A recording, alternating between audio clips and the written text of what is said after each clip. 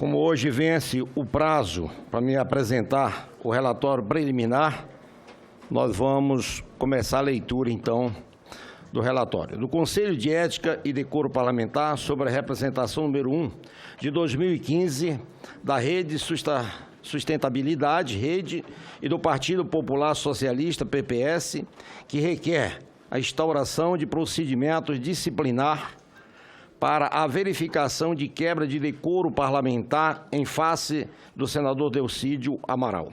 Relator Teomaro Mota, vamos ao relatório. Da representação. Vem a este Conselho de Ética e Decoro Parlamentar, representação número 1 de 25/15, afetada pela Rede Sustentabilidade, Rede, e pelo Partido Populista PPS, Popular Socialista PPS, pessoa jurídica de direito privado devidamente qualificado nos autos em desfavor do senador Delcídio Amaral Gomes, Partido dos Trabalhadores, PT Mato Grosso, atualmente suspenso, com fluxo ao artigo 55, parágrafo 2º, inciso 2º do parágrafo 2º da Constituição Federal de 1988, do artigo 13 e seguinte da Resolução 20 de 1993, que institui o Código de Ética e Decoro Parlamentar no Senado Federal com vista a verificar a quebra de decoro decorrente dos fatos que resultaram na prisão em flagrante do representado em 25 de novembro de 2015, fato amplamente divulgado pela imprensa, sobre a acusação de obstruir as investigações de Operação Lava Jato, conduzida pela Polícia Federal, além de formação de organização criminosa. Os representantes alegam que a gravidade das acusações contra o senador Delcídio Amaral, de amplo conhecimento da sociedade brasileira, caracterizam procedimentos incompatíveis com o decoro parlamentar por abuso de prerrogativas assegurada a membros do Congresso Nacional, ao valer-se do seu cargo público e sua envergadura institucional e sua influência e trânsito sobre as estruturas do Estado para favorecer-se, obstar a sua própria responsabilização criminal e de terceiro, concluindo, ademais, que a torpeza da conduta salta aos olhos e merece a condenação diante dos mais afrouxos parâmetros de probidade que se tenha em conta. Nesses termos, afirmo que os fatos imputados ou representados sujeitam a pena de perda de mandato por quebra de decoro parlamentar, conforme disposto os artigos 55, inciso 2º da Constituição Federal, que pelo que requerem o recebimento da representação pelo Conselho de Ética e Decoro Parlamentar e a competente instauração de processo disciplinar, com a finalidade de apurar a violação disciplinar deflagrada por parte do representado, com vistas à cassação de seu mandato nos termos do artigo 7d do Código de Ética e Decoro Parlamentar, resolução número 20 de 1993. A representação foi recebida e autuada no dia 15 de dezembro de 2015, admitida a representação pelo presidente do Conselho de Ética, nos termos dos artigos 14, parágrafo 1º e 15 da Resolução número 20 de 93. Procedeu-se a notificação de representado no dia 22 de dezembro de 2015 para apresentar a defesa prévia, o que verificou-se em 18 de fevereiro de 2016, em reunião realizada no dia 2 de março do corrente ano. Fui designado relator por sorteio, tudo nos termos do que dispõe o artigo 15, incisos 1º, 2º e 3º da Resolução 20 de 1993, com a redação dada pela Resolução número 25 de 2008. Da defesa do representado. A defesa alegou inicialmente que as acusações de condutas ofensivas e ética formuladas na representação só poderiam ser fundadas em condutas criminosas se e quando estas estivessem suficientemente descritas, evidenciadas unicamente e, sobretudo, comparadas por indícios claros, certos e objetivos, além de estarem cabalmente provados no momento correspondente.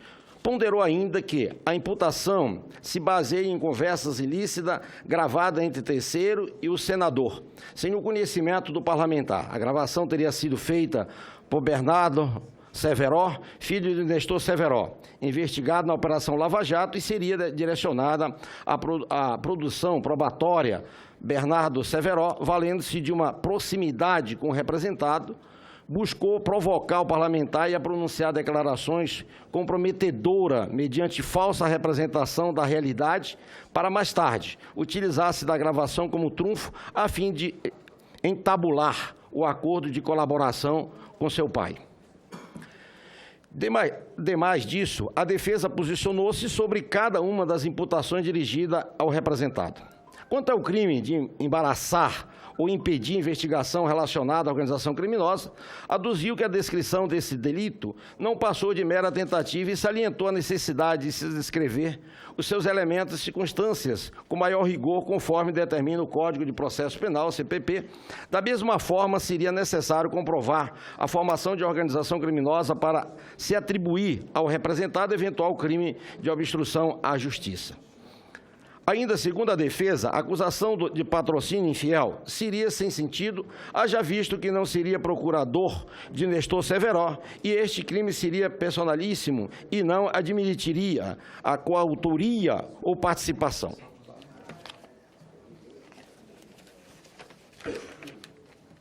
Quanto à exploração de prestígio, alegou que não teria poder institucional junto ao Supremo Tribunal Federal, tampouco essa Corte se sujeitaria a essa influência. Já as outras acusações contidas na representação, corrupção passiva, favorecimento pessoal e tráfico de influência, sequer foram descritas na denúncia da Procuradoria-Geral da República, a PGR. Em seguida, a defesa passou a examinar a conduta representada frente aos deveres e vedações dispostas no Código de Ética e Decoro Parlamentar do Senado, em especial a conduta disposta em seus inciso 3º do artigo 55, a prática de irregularidades graves no desempenho do mandato ou de encargos decorrentes. Aduziu que o registro das gravações não revelou que a suposta irregularidade tenha sido praticada no desempenho do mandato. A conversa feita com Bernardo Severo, pessoa lei e atividade parlamentar, seria restrita à pessoa do senador e teria sido feita na condições de amigo, pois envolveria proximidade com os familiares, o que deixaria margem a grandes dúvidas que constituíam atos de desempenho do mandato ou eram decorrentes de seus encargos. O representado também contestou os fundamentos da decisão do Supremo Tribunal Federal que decretou a sua prisão, reputando-a preventiva e, portanto, inconstitucional. Ao final, asseverou que o Conselho de Ética e Decoro Parlamentar poderia afastar essas investigações precárias, pondo em termos as injustiças praticadas enquanto não finalizada a instrução criminal ou encerrada desde logo o processo, haja visto que os alegados delitos não se amoldam a limitações éticas mencionadas na representação. Ressaltou que a eventual cassação do mandato traria prejuízos irreparáveis ao representado que, mesmo demonstrando sua inocência, oportunamente não poderia ser revestido do cargo. Análise, senhor presidente, senhores senadores e senhora senadora, da competência dos representantes. Nos termos do parágrafo 2º do artigo 55 da Constituição Federal de 1988, no caput do artigo 13 da citada Resolução 20 de 1993, o partido político representado no Congresso Nacional possui competência para provocar o Conselho de Ética e Decoro Parlamentar da Casa quando se tratar de possibilidade de aplicação de sanção de perda de mandato de que trata o artigo 11 do mesmo Estatuto do Regimento Interno. A representação em exame oferecida pela Rede Sustentabilidade, Rede, e pelo Partido Popular Socialista, PPS, por intermédio de seus presidentes nacionais, tendo disposto no artigo 55, parágrafo 2º da Constituição Federal, combinado com o artigo 14, infane, da Resolução 20 de 1993, pois ambos são partidos políticos que detêm representação no Congresso Nacional, podendo assim exercer o direito de patrocinar junto ao Conselho de Ética. A competência do Conselho de Ética e Decoro Parlamentar do Senado Federal para analisar a matéria e os limites da quebra do decoro. O nosso sistema constitucional fundamenta-se no Estatuto Democrático de Direito, no Estado Democrático de Direito, que se originou no Estado liberal, tendo como característica principal o respeito aos direitos e garantias individuais, dos quais se sobressai a liberdade política, e por essa razão, nenhuma restrição de direito pode ser estabelecida se não estiver expressamente previsto no texto constitucional. Por outro lado, a independência dos poderes, prevista no artigo 2º da Constituição, pressupõe que o Poder Legislativo deve estabelecer suas normas de funcionamento interno, inclusive as regras a serem observadas por seus membros, desde que não haja restrição ao exercício do mandato, a não ser nas situações previstas na própria Constituição.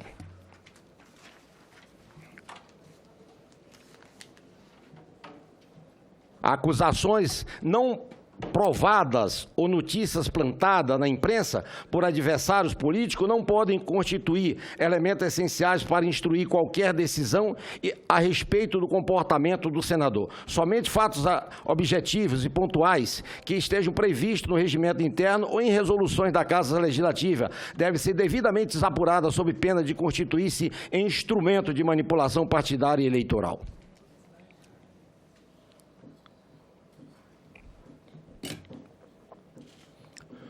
Os códigos de ética do Senado Federal e da Câmara dos Deputados são tributários diretos da Constituição Federal e de seus princípios basilar da separação dos poderes, haja vista a expressa competência da forma posta no artigo 51, inciso 3º, e 52, inciso 12º da nossa Constituição Federal. Desse modo, os casos da perda de mandato não podem extravasar os limites previstos na Constituição Federal.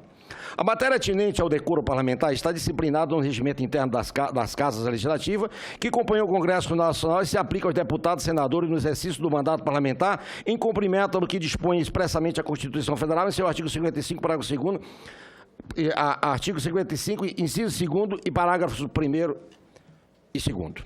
Também podem ser adotadas resoluções no âmbito da Casa Legislativa para tratar especificamente do assunto. No Senado Federal, as atribuições do Conselho de Ética e Decoro Parlamentar estão estabelecidas pela mencionada Resolução número 20 de 1993, com as alterações posteriores que fixa as regras a serem observadas pelo senador, os deveres fundamentais, artigo 52, as vedações constitucionais, artigo 3º e 5º, as incompatibilidades com a ética e o decoro parlamentar, artigo 5º, e as medidas disciplinares, o que está sujeito, artigo 7º ao 10º, inclusive a perda de mandato, artigo 11, o processo disciplinar, artigo 12º ao 17º, as instruções probatórias, nulidade e apreciação do parecer, artigo 7º ao 21, e a organização do Código de Ética do Senado, artigo 22 a 25. Assim, o Senado Federal observa disposições da Resolução número 20, com alterações posteriores para apurar, por meio do seu Conselho de Ética e Decoro Parlamentar, as denúncias ou representações contra senadores e, se for o caso, aplicar as medidas disciplinares cabíveis a parlamentares infrator ou encaminhar a decisão do plenário da Casa quando se tratar de suspensão ou perda do mandato, o teor do caput do artigo 14 do Código de Ética. Nesse contexto, a quebra de decoro parlamentar implica a perda do mandato do deputado ou senador por decisão da maioria da Casa, da qual seja integrante, sendo-lhe assegurado ampla defesa por força do disposto no artigo 55, inciso 2º e parágrafo 1º e 2º da Constituição Federal. O artigo 55 da Constituição Federal prevê os casos em que o senador ou deputado poderá perder o mandato e somente nesses casos em que números clausos, pois o mandato popular é protegido pela Constituição e qualquer limitação a seu exercício deve estar necessariamente expresso no texto constitucional, entre os quais se inclui o abuso da prerrogativa e a quebra do decoro parlamentar, artigo 55, inciso 2º e parágrafo 1º, que necessariamente decorrem do exercício de mandato parlamentar, conforme podemos concluir no disposto no citado artigo 55 da Resolução número 20. Artigo 5.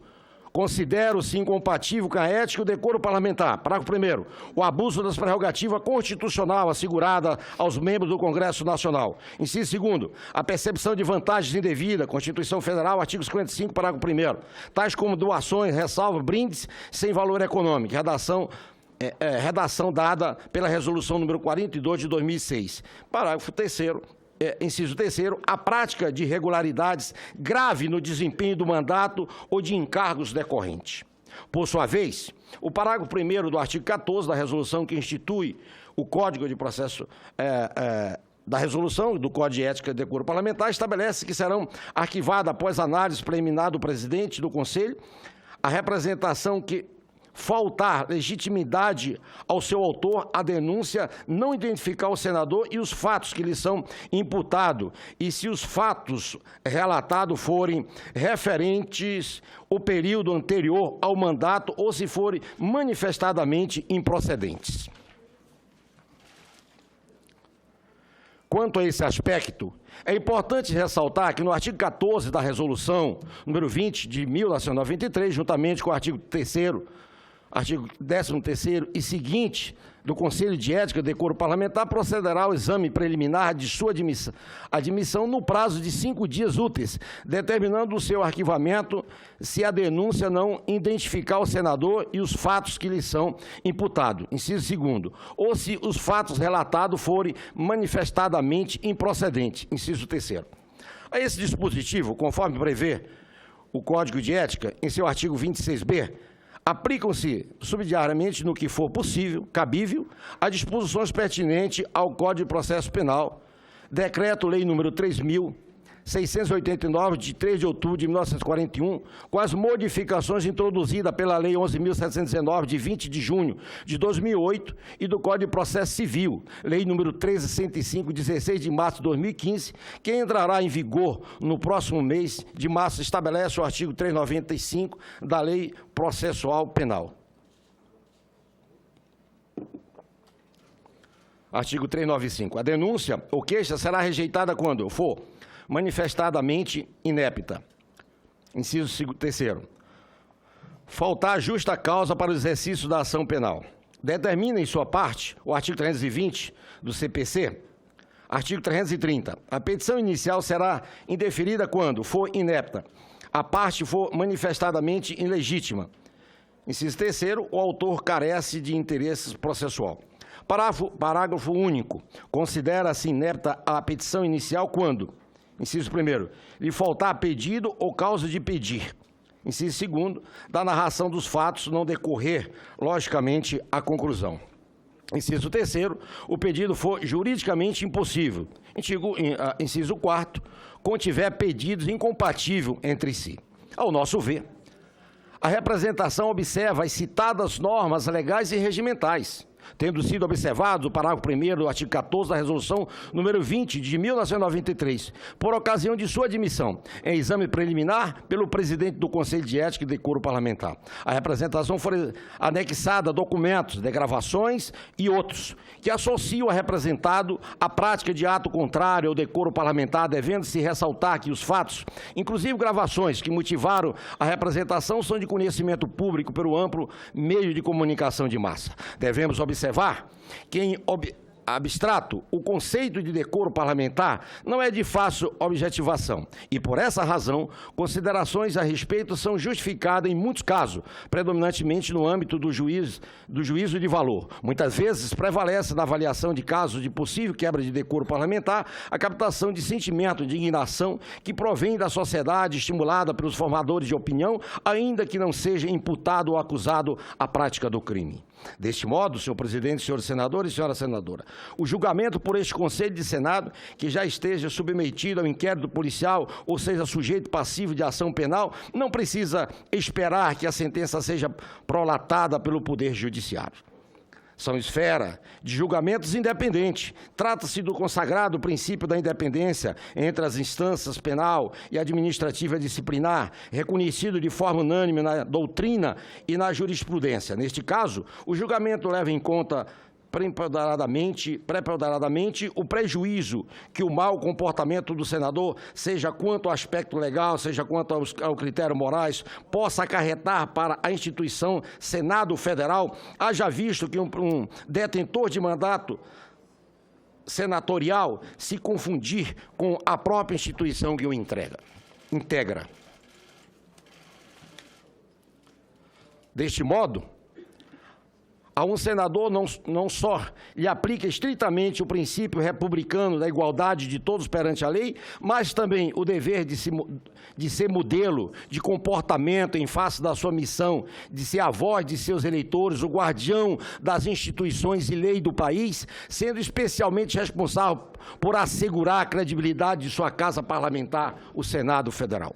O senador, como agente político que ocupa o ápice da hierarquia do poder político nacional, não estando por contingência subordinada a qualquer outra autoridade, deve estar permanentemente vigilante ao sentido de evitar comportamento inadequado que venha a respingar ou contaminar negativamente a imagem do poder legislativo e, especificamente, neste caso, ao Senado Federal. Diferentemente de um cidadão que não detém cargo público, o mandato de senador é exercido durante as 24 horas do dia, não tendo praticamente vida privada, só vida pública. Por esta razão, não se permite ao senador ter atitude ou adotar comportamento duvidosos, ainda que legais, que são socialmente admissíveis para quem não seja detentor de mandato parlamentar. É evidente, senadora Regina, que a finalidade derradeira do Código de Ética é assegurar o cumprimento de regras do comportamento pelos senadores no exercício do mandato de modo a preservar o respeito e a credibilidade do Senado, evitando-se assim que se fomente sentimentos populares contra a democracia representativa.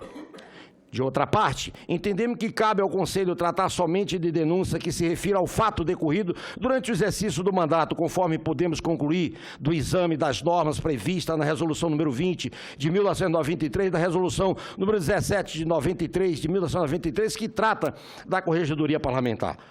O relatório preliminar sobre a representação que resultou na recente cassação do mandato do senador Demóstenes Torres traz lições sobre a representação contra o senador Delcídio do Amaral, que merece ser reproduzido, haja vista a semelhança dos dois casos quanto aos seus aspectos penais, processuais e decoro parlamentar.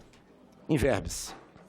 Aí, senhor presidente, como nós temos, já são 15 horas, nós só temos mais uma hora, então está em verbos daqui, como todos vão receber o relatório de tudo aquilo que aconteceu com o senador Demóstenes Torres, e aqui vai ser, eu acho que popa aqui a leitura, né?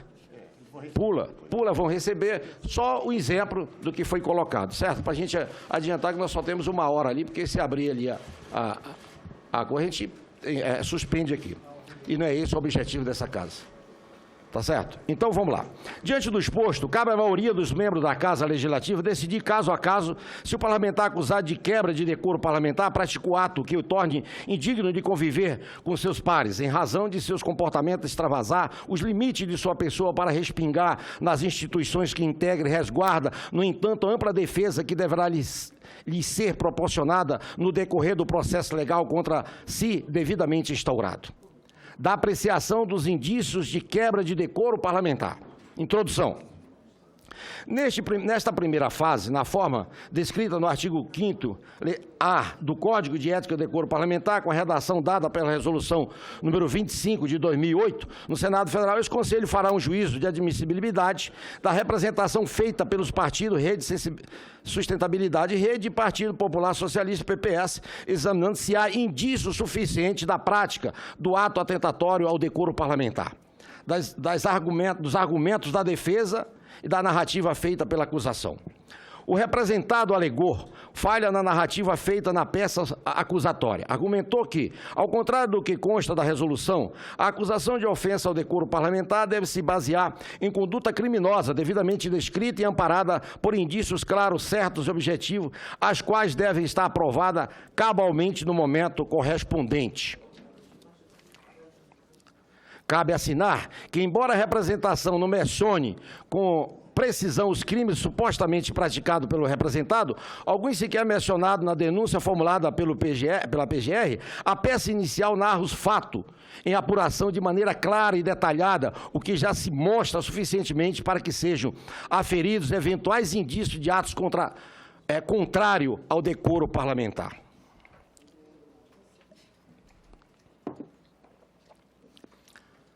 Da gravação ambiental realizada por Bernardo Severo.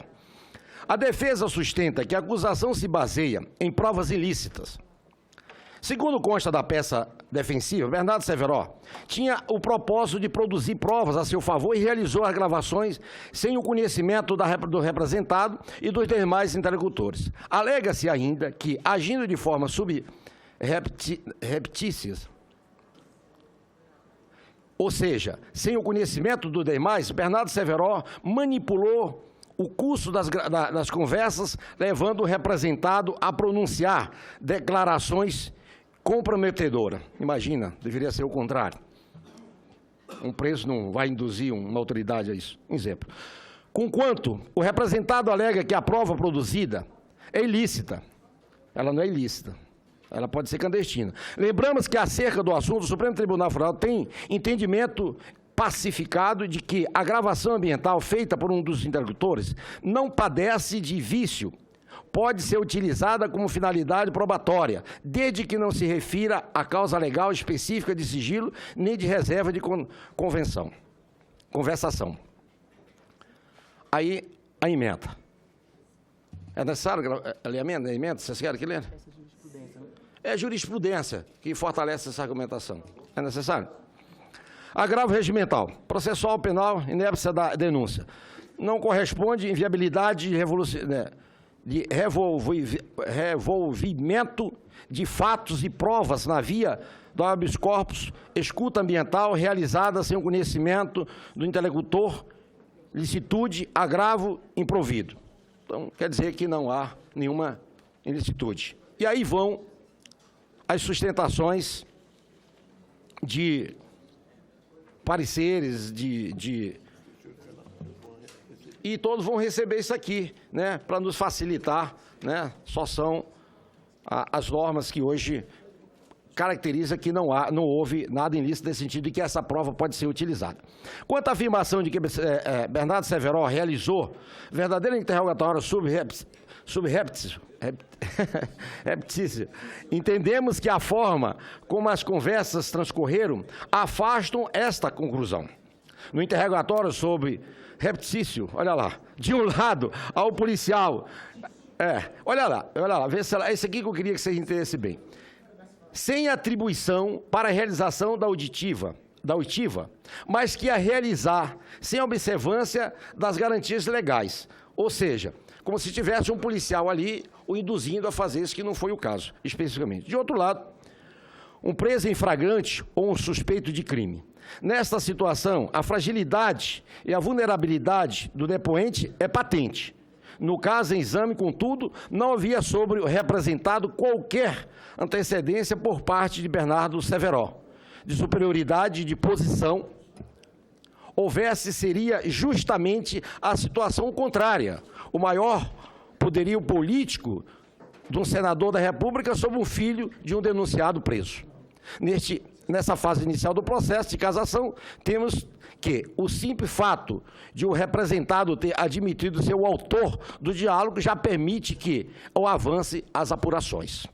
Das imputações dirigidas ao representado. A defesa alegou que a descrição do crime de embaraçar ou impedir a investigação relacionada à organização criminosa não atendeu rigorosamente ao que determina o CPP.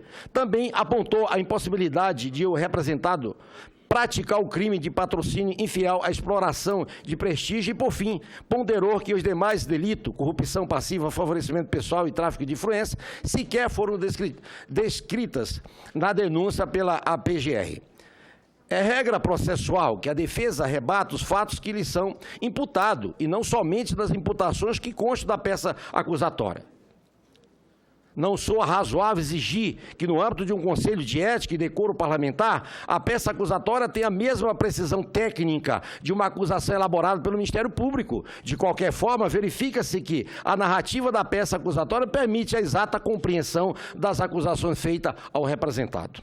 Em virtude do já citado princípio da independência entre as instâncias, a capitulação penal dos fatos é irrelevante para o aspecto disciplinar, ora analisado desde que a narrativa exponha situações que se amoldem em tese nos tipos previstos para a quebra de decoro, o que decorre no caso em tela. da conduta da representação, do representado frente aos deveres de vedação disposto no Código de Ética e Decoro Parlamentar. O representado sustenta que a conversa feita com Bernardo Severo não guardaria relação com o desempenho do mandato. O diálogo registrado seria restrito à pessoa do senador e teriam sido feitas nas condições de amigo, pois envolveria a proximidade das famílias. Assim não haveria infração ao Código de Ética e Decoro Parlamentar do Senado Federal. Considerando que nessa fase o Conselho de Ética exerce apenas um juízo de prelibação, a fim de admitir ou não o prosseguimento da presente representação, entendemos não ser o momento oportuno para análise sobre a proximidade entre as famílias do representado e de Bernardo Severo, a fim de evitar um exame profundo das provas. De qualquer modo, faz-se necessário reprisar que o senador, investido no mandato exercido no seu mundo e todo momento, a atuação de qualquer parlamentar, além de atender aos reclamos legislativos do respectivo Estado, também deve zelar pela imagem do parlamento nesse contexto, sem desconsiderar a existência de situações excepcionais, termo que o presente processo de cassação deve avançar. Da ilegalidade da prisão cautelar do representado. A defesa contestou os fundamentos da decisão do Supremo Tribunal Federal, que decretou a sua prisão preventiva do representado, reputando-a inconstitucional. A discussão sobre a inconstitucionalidade ou não do decreto de prisão cautelar do representado se mostra absolutamente estéril neste momento. Primeiro, porque esse Conselho não tem competência para revisar qualquer medida restritiva de liberdade imposta pela Suprema Corte. Segundo, porque o plenário desta Casa, na forma do disposto no artigo 55, parágrafo 2º da Constituição Federal, quando provocado, se manifestou pela manutenção do decreto prisional, por 59 votos favoráveis a 13 contras. Dos argumentos finais de defesa.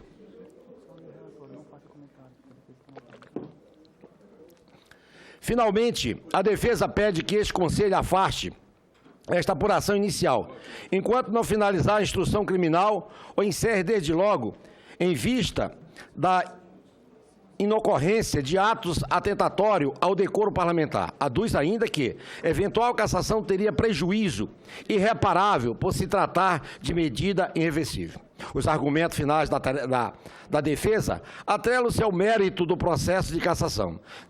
De mais a mais, não foram trazidas à análise elementos suficientes que permitam o arquivamento prematuro da presente apuração. Das gravações feitas por Bernardo Severo. A representação em exame trouxe a apreciação diversas descrições de conversa entre o representado, o assessor Diego e o advogado Edson e Bernardo Severo. O exame dessa prova, ainda que perfunctório, se mostra necessário para a coleta de indícios da prática de eventual ato antiético por parte do representado. Inicialmente, a análise das gravações, é possível verificar que o senador Delcídio Amaral trava diálogo com o advogado Edson e Bernardo Severo, referindo-se a uma eventual soltura de Nestor Severo e posterior fuga. Fala, senador Delcídio. Agora, Edson, entre parênteses, eu acho que esta estratégia, nós temos que seguir para tirar de qualquer maneira. Temos que tirar não só ele, quanto o Renato. Porque não tem santo. Edson, o que vai acontecer? Ele saindo vai vir uma nova denúncia e o Moro vai decretar uma nova prisão preventiva. Tá certo. Então eu vou abrir o jogo aqui. É sair e ir embora. Ele não fica aqui. Bernardo, a gente considera essa opção. Diogo, eu acho que tem que ser. Delcídio, eu acho que. Edson, aí, lá eu aguardo a nova denúncia e faço um puta discurso político, entendeu? De tortura e tudo mais. Delcídio. E aí, ele iria para a Espanha. Edson, sim. Delcídio. Ele tem dupla cidadania. Não teria problema nenhum. Edson. Aí que tá. Não é bem assim. Você não pode ser extraditado. mas você pode cumprir pena. Delcídio, lá, Edson, lá. Edson de novo. Então, a gente vai ter que bater nessa condenação dizendo que ela contraria tudo sobre direito, entendeu? Criar um caso, um fato político, levar isso até para a Corte Interamericana, essa é a ideia. Mantém ele lá, a coisa ameniza para ele, pelo menos por um tempo, até ver o que o Moro vai fazer, o Diogo. Aquela alternativa de transferi-lo pro Rio, não tá? Aí o Edson, não. Eles não. Estão ganhando tempo para ver se tem uma nova denúncia. Se o nosso argumento ajudar, além desse, o que ele está fazendo lá? Delcídio. O que ele está fazendo lá, Edson? E o despacho diz, expectativa de uma nova ação penal. Porra, isso não existe, grifou. Uma possível atuação do representado junto ao Supremo Tribunal Federal e ao presidente dessa casa também consta do diálogo. Delcídio. Agora, Edson e Bernardo, eu acho que nós temos que centrar fogo no Supremo Tribunal Federal. Agora eu conversei com o Teori, conversei com o Teófilo, com o Toffoli, pedi para o Toffoli conversar com o Gilmar. O Michel conversou com o Gilmar também, porque o Michel está muito preocupado com a zelada, com o zelado. E eu vou conversar com o Gilmar também. Edson, tá, Delcídio. Por quê? Porque o Gilmar, ele oscila muito. Uma hora ele está bem, outra hora ele está ruim, e eu sou um dos poucos caras... e ponto. Edson, quem seria a melhor pessoa para falar com ele? Renan ou Sarney? Delcídio, quem? Edson, falar com o Gilmar. Delcídio, com o Gilmar? Não, eu acho que o Renan conversaria bem com ele. Pontinho. Delcídio, eu falo com o Renan hoje. Edson, tá bom. Delcídio, hoje eu falo porque acho que o foco é o seguinte, tirar agora a hora que ele sair, tem que ir embora mesmo, grifou. Em seguida, a conversa segue para que pareça ser a discussão de uma rota de fuga para Nestor Severo. Bernardo, eu já até pensei, a gente estava pensando em ir pela Venezuela, mas acho que deve sair com tornozeleira. Tem que tirar a tornozeleira e entrar, acho que o melhor jeito seria um barco. Mas porque aí chega na Espanha. Pelo menos você não passa por imigração na Espanha. De barco, você deve ter como chegar. Aí o Edson, cara, é muito longe. Delcídio, pois é, mas a ideia é sair de de lá. Bernardo, não. Da Venezuela ou da... Pontinho. Edson, é muito longe. Delcídio, não. Pontinho, Delcídio. Não, mas a saída para ele, melhor, é a saída pelo Paraguai. Pontinho, Delcídio. A fronteira... Bom... Os diálogos, eu continuo relatando os diálogos, todos vão receber. Gente, como nós faltamos aí pouquinhos minutos, ainda esse diálogo que vai nisso aí, está constando dos relatórios. Todos? O diálogo foi amplamente divulgado, então, tá bom. Todos nós conhecemos. Delcídio. As conclusões finais. As conclusões, né? É o contrário, senador. É de conhecimento de todos. Pode pular o diálogo. Pode pular? Ah, tá certo. Então vamos às conclusões finais. Feitas as análises da representação da defesa prévia apresentada, foi possível chegar às seguintes conclusões. Primeiro, não há preliminares que obstêm o prosseguimento da apuração. A defesa do representado não trouxe argumentos fáticos ou de ordem técnica que permitam o imediato arquivamento da representação. Terceiro, conquanto seja necessário um exame mais aprofundado dos argumentos e das provas relacionadas, o exame superficial dos diálogos demonstra a existência de indício de crime e, consequente quebra de decoro parlamentar pelo representado. Dessa forma, impõe-se a admissão da presente representação para instaurar procedimento investigatório no âmbito deste Conselho, haja visto que dos fatos relatados no pedido emergem indícios de ilícitos penais que podem ser imputados como quebra de decoro parlamentar por parte de senadores integrantes deste Conselho. O voto. Em face do exposto,